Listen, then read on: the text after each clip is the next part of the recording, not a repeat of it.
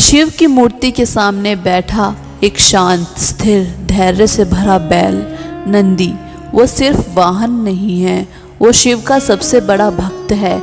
लेकिन क्या आपने कभी सोचा है कि इतने सारे विकल्पों के बावजूद शिव ने नंदी को अपना वाहन क्यों चुना? क्योंकि नंदी सिर्फ एक जानवर नहीं, वो प्रतीक है समर्पण का, धैर्य का, मौन भक्ति का। नंदी शिव के सामने बैठा रहता है, नजरें उन पर गड़ी होती हैं, कभी कुछ मांगता नहीं, बस देखता है, बस जुड़ा रहता है। यही सच्ची भक्ति है। नंदी हमें सिखाता है कि जब तुम्हें ईश्वर से सच्चा प्रेम हो जाता है तब मांगने की ज़रूरत नहीं रहती, बस उपस्थिति काफ़ी होती है। वो शिव से प्रश्न नहीं करता, तर्क नहीं करता, अपनी भक्ति को सिद्ध नहीं करता, बस मौन रहकर प्रतीक्षा करता रहता है। और यही मौन उसकी शक्ति है।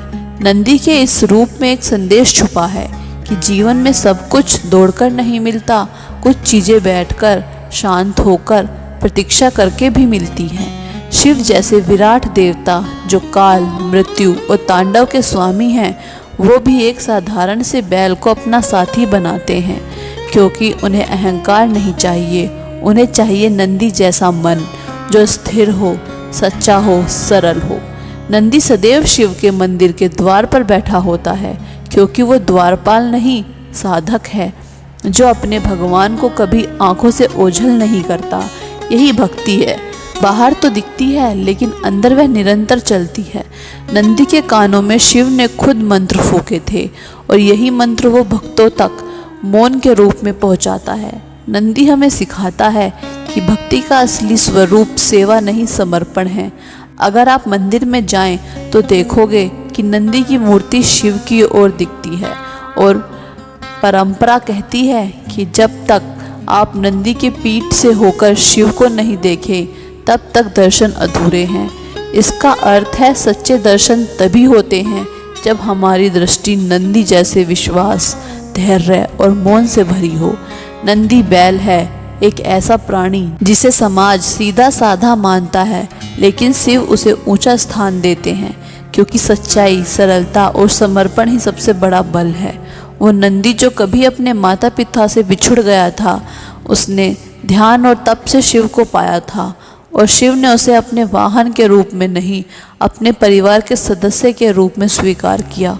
नंदी के लिए भक्ति जीवन का उद्देश्य बन गई, और शिव के लिए नंदी आदर्श भक्त बन गया। आज भी जब हम शिव मंदिर जाते हैं तो नंदी हमारे साथ मौन संवाद करता है, कहता है कि तू भी मेरी तरह बस बैठ जा, देखता रहे, जुड़ा रहे, बाकी सब शिव पर छोड़ दे। और यही है असली अध्यात्म। नंदी के भीतर ना तो भय है, ना इच्छा, ना प्रश्न, बस एक मौन विश्वास है, और शिव उस विश्वास को सिर माथे पर रखते हैं। नंदी का स्थिर बैठना हमें सिखाता है कि जब जीवन हिलने लगे, जब राह उलझ जाए, तब भागो मत, बस रुक जाओ, बैठ जाओ और शिव को देखते रहो, क्योंकि जिस मन की दृष्टि शिव पर टिकी हो उसका रास्ता कभी भटकता नहीं।